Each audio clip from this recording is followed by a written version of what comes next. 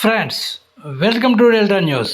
గంజాయి రహిత ఆంధ్రప్రదేశ్గా చేసే కార్యక్రమంలో భాగంగా జిల్లా ఎస్పీ వకుల్ జిందాల్ ఆదేశాల మేరకు తెనాలి డిఎస్పీ జనార్దన్ రావు ఆదివారం గంజాయి కేసులో ఉన్న 150 మంది నిందితులకు తెనాలి సిఐలు ఎస్ఐలతో కలిసి కౌన్సిలింగ్ నిర్వహించారు.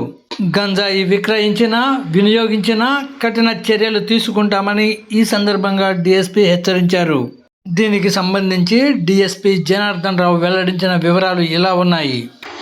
ఈరోజు తెనాలి సబ్ డివిజన్ పరిధిలో ఈ గంజా మత్తు పదార్థాలు సేవిస్తున్న పాత కేసులో ముద్దాయిలుగా ఉన్నవారిని మరియు అనుమానితులు సుమారు 150 మందిని తెనాలి పోలీస్ స్టేషన్ పరిధిలో అందరినీ కూడా డిఎస్పీ గారి ఆఫీస్ దగ్గర కౌన్సిలింగ్ నిర్వహించాము.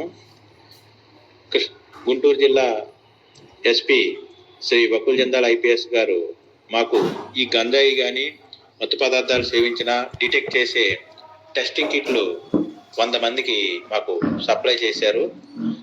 ఈ 150 మందిలో మనం ఆ టెస్టింగ్ కిట్లో 100 మందికి చేసినప్పుడు 18 మంది పాక్షికంగా గంజాయి కానీ మత్తు పదార్థాలు సేవిస్తున్నట్టుగా ఆధారాలు లభ్యమైనవి.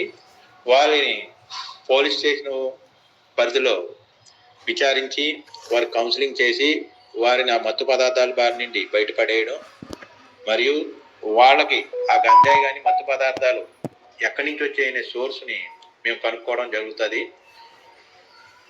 తెనాలి పరిధిలో ప్రజలందరికీ విజ్ఞప్తి చేసేది ఏంటంటే, గంజాయి మత్తు పదార్థాలకు సంబంధించి ఎటువంటి సమాచారం ఉన్నా మీరు ఇమీడియట్గా పోలీసు వారికి తెలియపరిస్తే తెనాలిని గంజాయి రహిత తెనాలిగా చేయగలమని అందరినీ కోరి ప్రార్థిస్తున్నాను.